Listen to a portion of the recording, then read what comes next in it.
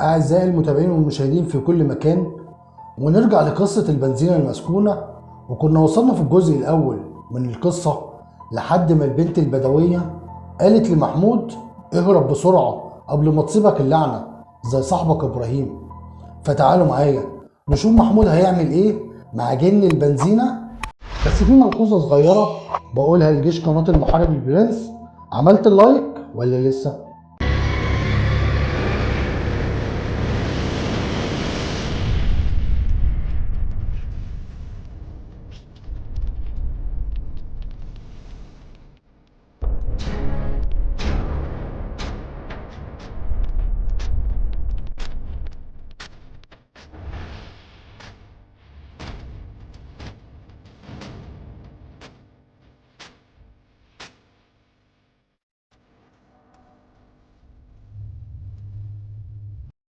ونبدأ بقى في الجزء الثاني من القصة.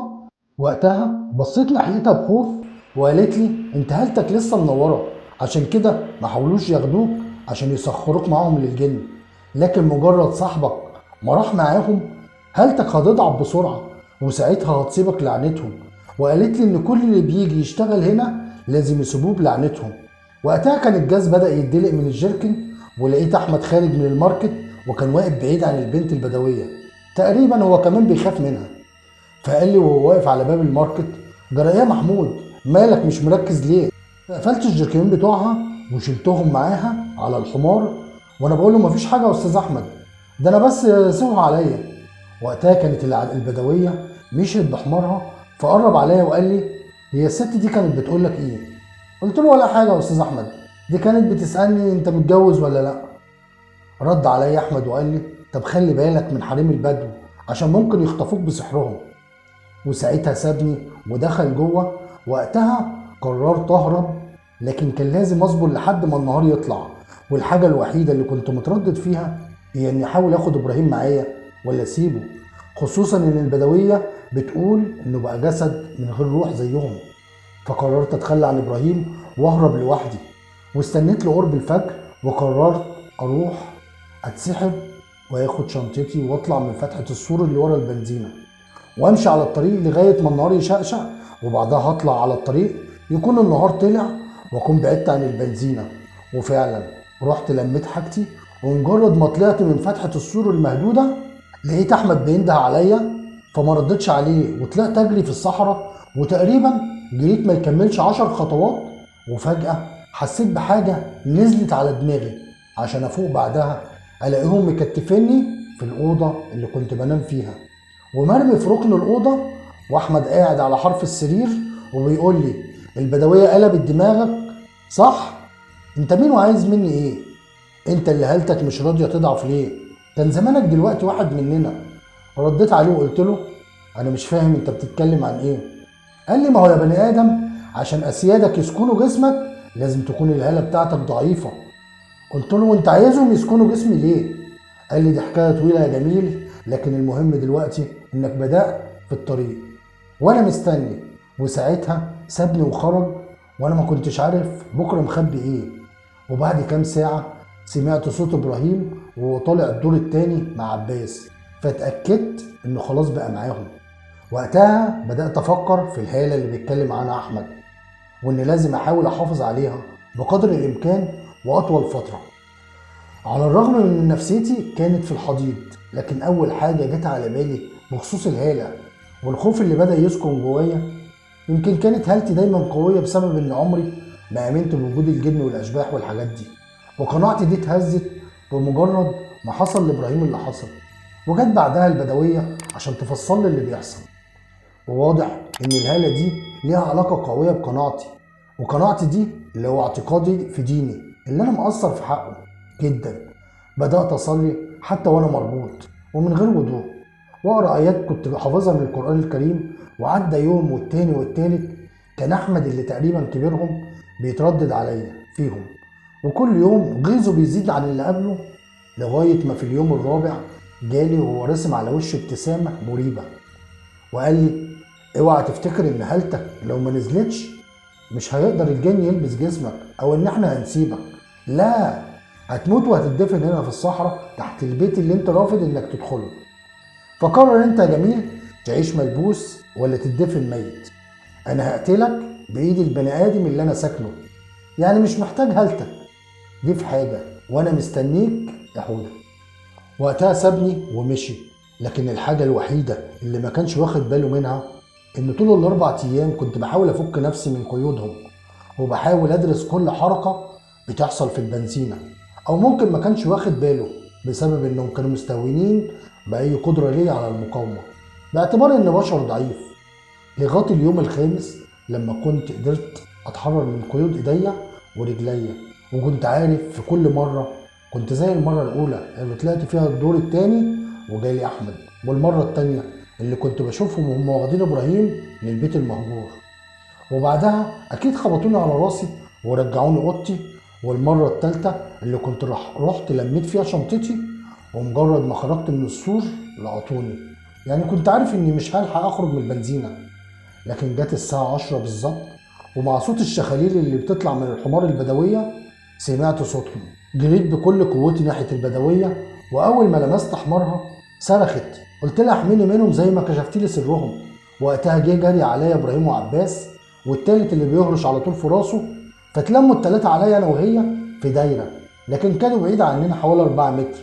وفجأة ظهر أحمد وقال لها سيبيها صفية، احنا لا بنعتدي عليكم ولا بتعتدوا علينا. فردت عليه بنبرة فيها شدة وحزم، ومن امتى بنرمي اللي بيترمي في حمانا؟ قال لها سيبيها صفية انا بحذرك. راحت رمت الشال الاسود من فوق كتفها وطلعت ازازة فيها سائل شفاف كأنه مية عادية، وفتحت صفية الازازة وردت عليه باسلوب تهديد اكبر من تهديده، والا ايه يا حزرمون، عرفني عشان اكون في الصورة معاك. ساعتها اتنفض احمد ورجع لجوه الماركت، والتلات عمال كل واحد منهم رجع مسافة كبيرة لورا. فشاورت لي ان امسك لجام حمارها وامشي بيها، وفعلا مشيت بيها وخرجنا من البنزينة. وفضلت توجهني في الصحراء لغاية ما بعدنا عن البنزينة، وفي الطريق سألتها عن الحكاية اللي توقعت انها اكيد هتكون عارفاها وعارفة تفاصيلها. فحكت لي ان صاحب البنزينة الله يرحمه كان شاري البيت المهجور بالمنطقة اللي قدامه لغاية الاسفلت، مساحة حوالي 3000 متر. وقتها راح له عمي وحذره من انه يمس البيت المهجور، وهو سمع كلامه لان ما كانش محتاج اكتر من 1500 متر عشان تراخيص وموافقات البنزينة، فعملها وعمل سورها. وفضلت ال 1500 متر اللي وراها تبع ملكيته بس مش مستخدمهم، واحمد كان هو اللي ماسك شغل البنزينة كله، لكن في نفس الوقت تحت اشراف صاحبها لغاية صاحبها ده ما مات ومراته ورثتها. ومن وقتها احمد بقى هو الامر الناهي في البنزينة، والأرملة ملهاش غير إن حساباتها ماشية تمام وبيدخل لها دخل محترم كل شهر. في الوقت ده أحمد قرر يهدم البيت المهجور عشان يبني مكانه بيت أو استراحة لنفسه ويجيب ولاده فيه. ومن كلام صفية إن أحمد ما كانش شيطان ولا إنسان سيء، هو كان عنيد وما سمعش كلام اللي حذروه، وراح أخد إذن صاحبة البنزينة وقال لها إنه هيعمل استراحة للعمال في جزء من المساحة اللي ورا اللي هي فاضية، وعينه على مكان البيت المهجور. وهي طبعا ما رفضتش، وعشان ما كانش معاه تصاريح بالهدم او البنى وعايز يخليها امر واقع، راح في ليله خد ال6 عمال اللي شغالين معاه في البنزينه وعلق يافطه ان مفيش جاز، وراحوا يهدوا البيت اللي كان قديم بالمرزبات والشواكيش. واول ما بداوا تكسير في السور صريخهم اتسمع في الصحراء، لكن سكان البيت من الجن ما قتلوش حد منهم، هم سكنوهم او لبسوهم او مسوهم، ومن بعدها محدش فيهم نزل حتى زيارة لأهله، وبقوا يحبوا يقعدوا في الأماكن المهجورة في السكن والأكل الني. لكن بعد 4 شهور تقريبا واحد من العمال ال6 مات، وبعدها ب4 شهور كمان واحد تاني مات، لأن في 2 من العشيرة اللي ساكنة البيت المهجور محدش بيستحمل وجودهم في جسمه. وخيزرمون كبيرهم اللي سكن جسد أحمد عشان يفضلوا مستولين على المحطة ومدورين شؤونها ومحافظين بكده على أمان سكنهم وراها. كان كل ما 2 يموتوا يوظف غيرهم، أما ال4 التانيين فثابتين معاه من يوم ما حاولوا يهدوا البيت. وأي 2 يجيبوهم ما بيطولوش على 4 شهور وبعد كده يموتوا غالبا بأزمات قلبية. وعشان كده خيزرمون بدأ ينقي من الناس اللي يكون مقطوع زي حالاتي وزي إبراهيم عشان لما يموت محدش يسأل عليه. ووقتها صفية شدت لجام الحمار في وسط سكون الضلمة اللي مفيش غير نور القمر، وبدأ يظهر من بعيد شوية أنوار في الصحراء كنا ماشيين ناحيتها. وقالت لي ودلوقتي لازم أسيبك هنا. رديت باستغراب وقتها. جاوبتني بنفس صوتها اللي كله قوة: بص، احنا طول عمرنا بيكون في أهلنا كشافين ووسطاء وظهوريين، وعمرنا ما خفنا من قبائل الجن اللي بيشاركونا الصحراء، لكن العلاقة دايما بيننا وبينهم اتحشاني واتحشاك، وده السلو اللي بيننا وبينهم وانا ما اقدرش اخالفه. رد عليها: امال ايه اللي خلاك تساعديني حتى من قبل ما اطلب مساعدتك؟ ردت عليه صفية: عشان من يوم ما شفتك وانا عارفة ان هالتك من اقوى الهالات اللي اشوفها، وانها هتقاوم وخسارة تروح حاضر. اما بالنسبة ليهم فانت بتثبت ليهم عجز قوتهم وقدرتهم، عشان كده كانوا خايفين منك من يوم ما شافوك. ولكن خيزرمون كمل معاك عنده مكابرة، وعشان كده في الاخر عنده هيتقلب على راسه. قال لها: طب خلاص كملي جميلك وداريني عندك الليلة ديت. قالت له: ما اقدرش اخدك معايا لمكان عيلتي، والا هكون اعلنت الحرب عليهم. اما مجرد حمايتك لما طلبت الحماية فمحدش يقدر يلومني عليها. طب انا اقدر اعمل ايه دلوقتي بالقدرات اللي بتحكي عليها؟ قالت له: تقدر تعمل كتير، لكن بشرط اللي هو اكتمال اليقين. انت بالذات لو رجعت لهم وكلك يقين انهم مش هيقدروا يؤذوك فعمرهم ما يقدروا يؤذوك، لكن هتكون قادر على انك تطردهم من اجساد المستضعفين اللي سكنوهم، ومن غير تعزيم او ادعية او اذكار، لكن بقوة الكلام اللي هيخرج من قلبك. وساعتها ناولتني صفية ازازة المية وقالت لي: ازازة المية دي قاري عليها سيدي الله يرحمه بعد ما استخرجها من عين مية بكر كانت لسه متفجرة في الجبل، ولا لمسها انس ولا جان ولا حيوان.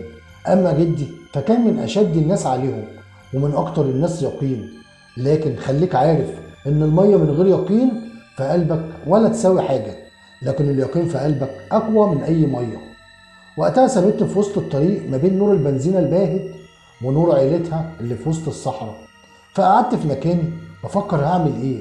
هل اصبر للصبح اما يشقشق وبعدها اهرب على بلدي، ولا استنى الصبح وارجع البنزينة واحاول اهددهم بالمية زي ما عملت صفية لغاية ما يبعتوا معايا ابراهيم او اطردهم من جسم اللي ساكنينهم؟ لكن اجابة سؤالي كانت اسرع مما تخيلت. فمجرد ما بعدت صفية عني حسيت بثلاث عيون محوطاني كأنها بتنور في الضلمة بنور أصفر مايل للون الأحمر، وبيقربوا بالراحة وأنا جسمي بيترعش، ووراهم عينين على بعد كام متر منهم. وقتها عرفت إن أحمد اللي وراهم والتلات عمال دول بتوع الوردية المسائية إبراهيم وعباس والراجل اللي بيهرش في راسه. فساعتها فتحت الإزازة ووقفت في وسطهم لغاية ما الأخير فيهم هجم عليا، وقبل ما يوصل عندي رشته برشه من الميه وانا بصرخ: اخرج من الجسد اللي سكنته بغير حق. فساعتها زي ما يكون الميه نزلت على جسمه كانها نار، وفضل يصرخ صرخات متقطعه وعاليه لغايه ما فقد وعيه على الارض. وكانوا الباقيين واقفين يراقبوا. وهجم عليا عباس فرشته بالميه وقلت نفس الجمله الاولى، لكن كمل هجومه عليا فرشته بالميه مره تانيه على ظهره وانا بصرخ وبقول: ساعدني يا عباس. لكنه دار وكان جاي ناحيتي للمرة التالتة، لكن مش بنفس لمعة عينيه. فرشته التالتة على اللي صرخ بعدها ووقع على الأرض يتنفض وكأن الجن بيخرج من جسمه. في الوقت اللي هجم عليا أحمد طارت الإزازة من إيدي، وكان أحمد فوقي بيخنقني بإيده وبيضغط على رقبتي بكل قوة وأنا خلاص بتخنق. وكان إبراهيم واقف جنبنا مبتسم نفس ابتسامته المرعبة، وشاورت بإيده ناحيته وانا بقول بصوت خارج بصعوبة من حلقي: الحقني يا ابراهيم، انت سامعني لكن مش قادر تتحرك، كأنك في حلم، اكسر حلمك وانقذ نفسك وانقذني. لكن وقتها اتحول وش ابراهيم من الابتسامة للعياط والشفقة ناحيتي، وبعدها رجع للابتسامة وبعدها للعياط تاني. كان جسمه واقف ما بيتحركش والانفعالات عمالة تتبدل على وشه، وكأنه في صراع جواه مسيطر على جسمه. في اللحظة دي لمحت فيها حاجة بتقرب من ورا أحمد ونزلت على راسه بحجر. كان عباس، لكن عباس الحقيقي بعد ما رجع لوعيه وشاف واحد بيخنق واحد في الضلمة.